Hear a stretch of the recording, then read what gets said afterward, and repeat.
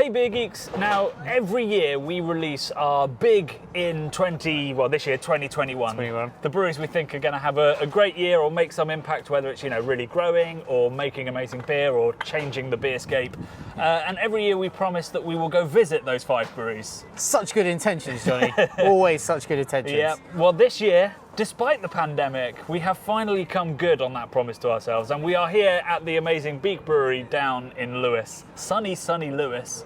Beautiful. We've got the white cliffs of Not Dover, and we've got some wonderfully, look at that lager. Crystal clear. It's the best, mate. It's simply the best. Simply the best. So yeah, today we've been taken around by Danny and Robin, who you might have met on our live show, which we did, talking about their delicious hazy beer, some imperial stouts, talking about the desk, talking about their approach to brewing, and the wild mixed fermentation stuff they're doing as well, which involved a trip somewhere pretty unusual. Yeah, man. We've had a journey. Let's put it like that. It was an epic Lord of the Rings style journey deep into the darkest parts of Sussex. In a Toyota Yaris. To visit their amazing heritage grains that they're growing. So it's a really interesting episode, a really unique brewery that's bringing something different to the haze craze. So enjoy that while we enjoy some delicious Bohemian Pilsner. Cheers. Cheers.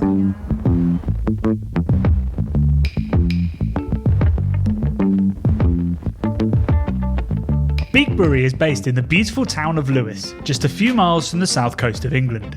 It's already home to the historic Harvey's Brewery, one of the UK's best cask ale brewers, and the opening of Beak means it's now one of our favourite places in the UK to go drinking.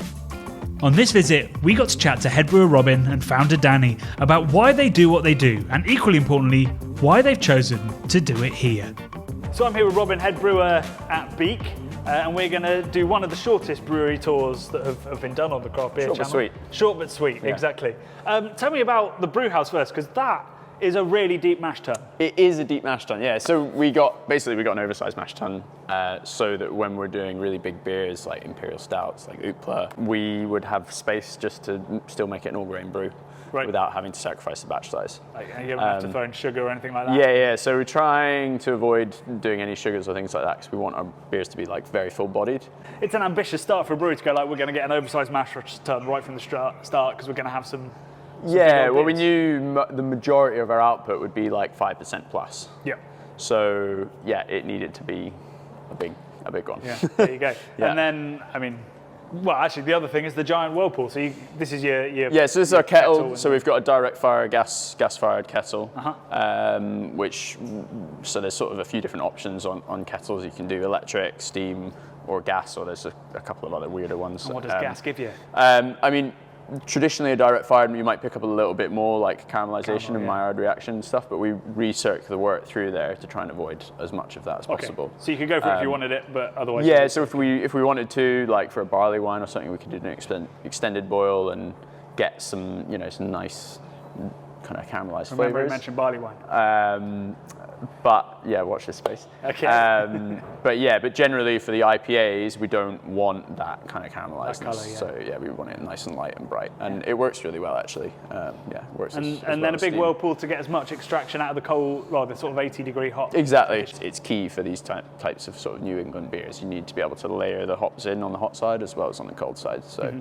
So we've then got 5 fermenters. Yeah, soon to be 6. Soon to be 6. Okay. Yeah, you've got one more space in 2 weeks. over there. This one's kicking off. It's really nice to be in a small brewery. Wherever you are, you can hear this bubbling this away. little bubble. Yeah. So what's in this one? So in there we have a batch of Strangers just put on yesterday. Mm-hmm. So that'll be ready in about 3 weeks' time. We'll be canning that. We've got a double IPA stir. So it's not a style I'd brewed loads of previously. So you were at Burning Sky before, which on the hoppy side is much more session. Yes, definitely. Yeah, much more 3, 4, 5 kind of thing. Yeah. So that's where my experience lay. So brewing these really big beers was a bit of a learning curve for me. Mm-hmm. But I think we've got somewhere really good. So this one, what we started doing is in ferment dry hops to get a bit of biotransformation. Yep. But we're doing it with cryo rather than with T90. So cryo is these weird sort of frozen hops where it's just literally the oils. So there's less of the vegetable matter, so you're not getting any of that astringency and stuff coming through, which if you do an in-ferment dry hop with T90s or BBCs, you can get a bit of Bit astringency. grassy and powdery. But because of all the agitation, it extracts all that oils and you get the biotransformation really nicely without the astringency. Basically, is the idea. And that biotransformation, for anybody who doesn't know, is it's an interaction between the yeast and the hop proteins. Yeah, exactly. Breaking the hops down and getting different flavours out Yeah, of so it. it's literally an enzymatic chemical reaction that creates these new, beautiful, kind of juicy, orange juicy, zesty, sherbety kind of flavours that you just don't get if you use purely traditional dry hopping. And it's sort of key to that New England character. It's not just yeast driven, it's biotransformation Yeah, exactly. driven. Yeah. Well, I gather there could be some samples of Stranger to be had. Yes, there is. further So down. so this is fermenting, and then we have Strangers in tank 5, cold conditioning, ready to be canned on Monday. So Strangers is got Sabro in, am I right? Exactly. Yeah, so it's Mosaic, Idaho 7, and Sabro. I love Idaho 7 as well. So it's majority Mosaic and Idaho 7, and then just a little kind of hint of Sabro. It can be quite a strong hop. Yeah. So I'll give you that. Thank you. I'll just grab one for myself. Yeah, it always pours really nicely off the tank. really it does, almost doesn't it? pours like a cask off the tank. It's great. So yeah, it's quite a weird hop. It's kind of Sriracha-esque, I would say, is the kind of closest hop Yep. to it to me, but more subtle and a bit sweeter than Sriracha. Sriracha can be a bit dill-like. Yeah, it can have a real like fresh herbal character. Yeah, whereas I find the Sabro, you're getting that lemongrass and coconut, but without the kind of herbaceousness. There's loads of lemongrass and mango. Very Thai-like. Yeah. This aroma. Yeah. So we were the starting point for this beer was, I wonder if we could do like a pina colada New England IPA without coconut, Without pastrifying. pineapple. Yeah. Without pastrifying. Yeah. Exactly. And this is where we landed on. So it's still a work in progress, as are kind of all our beers. So we're always just slightly tweaking and changing the grist and the hops ever so slightly. It seems like you don't go for the really full, rich New England. It feels a little bit drier, or maybe because it's so damn fresh. I think it says, probably the freshness. I mean, I like a little bit of bitterness just to offset that sweetness. Yeah. I think that, it helps you salivate, it makes you taste things more. I think that's a really important part of taste and flavor, especially in beer. And they can be a bit one-dimensional without the hot side hops. So it's probably just as a result of those hop side hops that we're using, we're getting a bit of bitterness just as a sort of byproduct. Yeah. But I think it's a very welcome byproduct. Yeah. Cool. Well, that's got a thirst on for me, so I think we should be heading over to the bar to try some more of the range. Great. Cheers.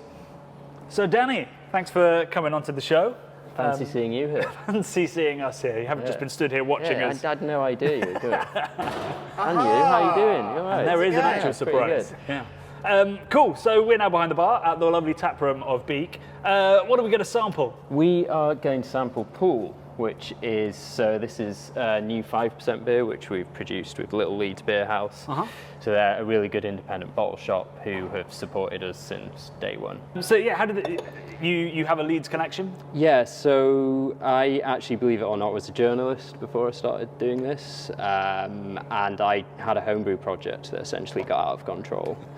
A common story, I think, in British beer. Yeah, the last exactly. few There you years. go. Cheers, man.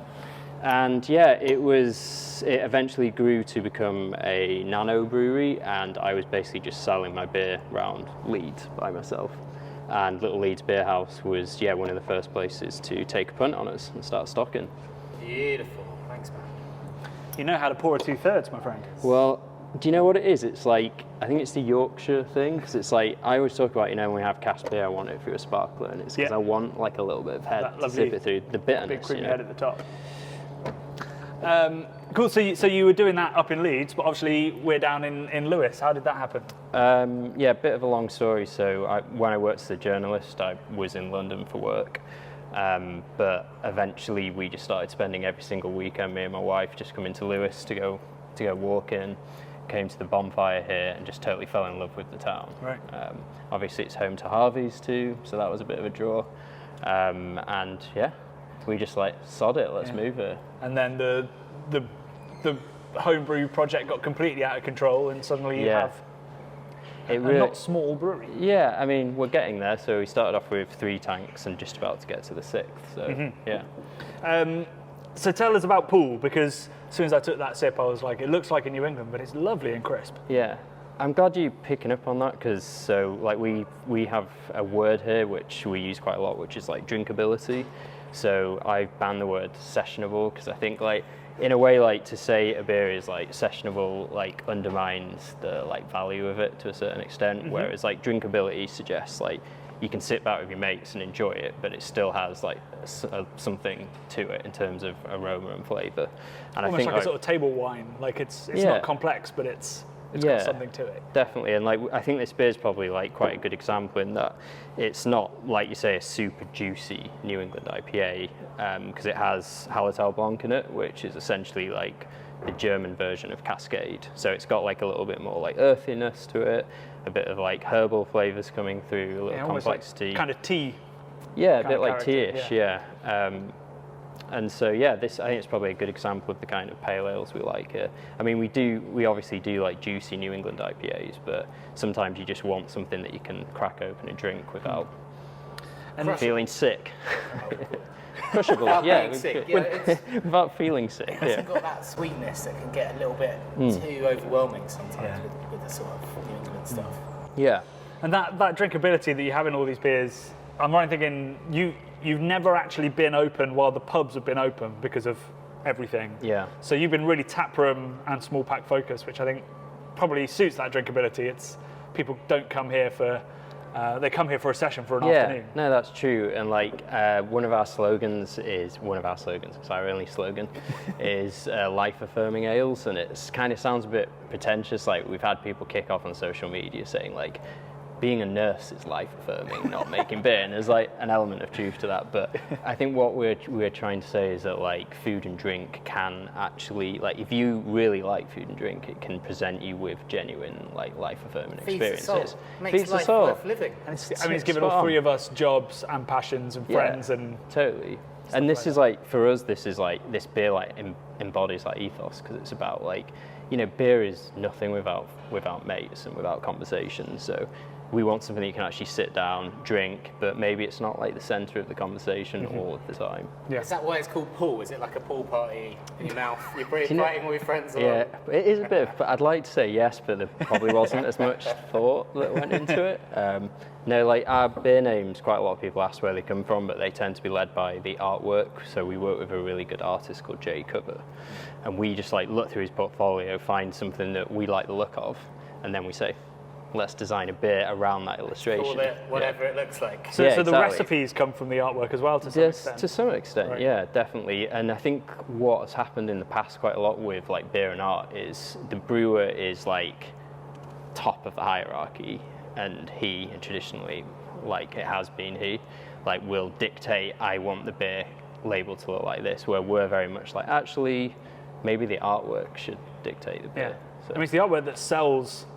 You know, the whole concept of it, like the name, the brewery, the design of it is what's going to get somebody to pick up that can. So it should really speak of something that's inside, or the philosophy of the brewery, or whatever it is. Yeah. I do like that sort of holistic approach, where you're not being sort of jealous or too precious about your part in making the beer, but you're opening it up to the sort of the wider community, the artist, the designer, and all that kind of stuff. So you said you don't necessarily like beer being the absolute centre, but should we try Oopla where it probably is? Yeah, let's do it.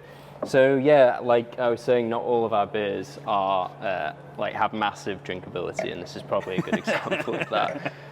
This comes in at 10%, and it's a casual 10%. Casual 10%. It's brewed with 40 kilograms of coffee, locally roasted, literally 2 doors down from us. And then we've got some fresh organic Madagascan vanilla pods in there as well. Oh my days. I'm assuming not 40 kilograms of vanilla. No, it's too expensive. Is that the coffee place I just literally saw? Yeah, so you can smell the coffee from here. Amazing, yeah. But we were talking about pastry stouts earlier, and in a way we wanted to create an imperial stout that wasn't a pastry stout. So it's not like yes, there's 40 kilograms of coffee, but there's no like crazy adjuncts in there. And I think the vanilla is actually quite muted. It's really subtle, but it is there. It adds a bit of sweetness to it, but otherwise it's really fresh, earthy coffee. And you haven't sort of billed it as a pastry stout either, like even No. on that tap badge. I don't think even on the can does it say No. on the front like just vanilla and coffee. imperial stout. Yeah. Well, I don't know. Like, we didn't want the adjuncts to overwhelm the malt bill, essentially. So, for me, like a good imperial stout is a celebration of malt at the end of the day, and that's for us what this is, and coffee. Which, I mean, they're pretty symbiotic, really. Once you get to the really dark Yeah, stuff, I mean, exactly. sometimes it's hard to know what comes from the coffee and what comes from the malt. Yeah. I mean, this is to me, it tastes like cold brew coffee. Basically. Yeah, it really does. Yeah, same. Yeah, with a little spoonful of brown sugar in. Yeah. Yeah. Sort of the third arm, people have 3 arms, of your business is there's some barrels in the corner where you guys have started like a little mix firm kind of project. tentative. Yeah. So I Yeah. think the next step is we should have a go on some of them if Yeah, if they're absolutely. ready-ish. Let's do it. Alrighty, so it's a small project at the moment. Very small, yes. And what's the recipe of it? So this is about 80% Pilsner malt, a little bit of flaked wheat, some malted rye, and a touch of Carrigold. Right. So really simple mixed grain saison. Yeah. And then primary fermented with a Belgian saison strain, fermented nice and dry. And then in the barrels we pitched a mix of lacto and a bunch of different Brett strains. So bunch of that sort of different Brett strains, and lactose just poking The through. Brett isn't is it? just starting. Yeah, there's a slight sort of, like initially I thought it was apple skin, maybe from the first fermentation, but actually I think it's appley, bretty, funky, scrumpy kind of thing. Yeah, I get a sort of, kind of hay / almost like fresh silagey kind of vibe to it. And yeah. But it's still got that lovely, like Saison DuPont is a really dry, really spicy beer, but it's also got a kind of caramel character to it. I think that's direct fire, and they're very keen on having that colour in there as well. And this has that kind of character too. Yeah. And what are your plans with this? You've also got some in steels. Yeah, so we've got this steel cube. So the plan is, I mean, there's kind of a few different ideas bouncing around at the moment. We might do some of it on fruit, and some of it just plain as is. We might do some of it with some fresh elderflower. Which we're coming probably a month away coming from. into, yeah, so I've got a bit of fresh elderflower on back order when it comes into season, so we might do that. We might do elderflower and fruit. Right. Kind of everything's on the table at the moment. It's an amazing thing, like with sort of the beers on that side of the brewery, your intention has to be crystal clear from the start almost. Yeah. And with these, you're not going to decide until this is developed, I guess. Yeah, I think with mixed firm, you can be a lot more led by the beer. Yeah. Definitely. So, if we try a barrel and we go, whoa, that's the one, holy shit, this is awesome, then I might just release a barrel on its own and bottle that. Yep. If it's great on its own. If we decide the blend's better, then we'll blend it. But I think it's important with something that's so changeable, you need to be led by the beer, really. Like, you can't have this fixed idea in your head and go, no, I'm going to do raspberries with this, and then actually try it, and it would have been better on its own. Yeah, the beer does dictate it. Exactly, yeah. A little bit, yeah.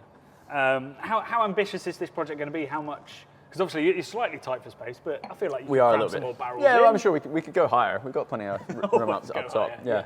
Yeah. So yeah, quite ambitious. So we've actually planted 6 acres of our own barley in a field just a few miles south, which we'll take you to shortly. So yeah, we've got 6 acres of barley, an acre of rye, and an acre of wheat. So we'll be getting those floor malted at crisp, and then that will be the malt that we use for our mixed For round all of the project. mixed round stuff. Yeah. Absolutely amazing. I So think. really excited about that. Yeah, we need to go see that now, and we'll see you in a second. Great.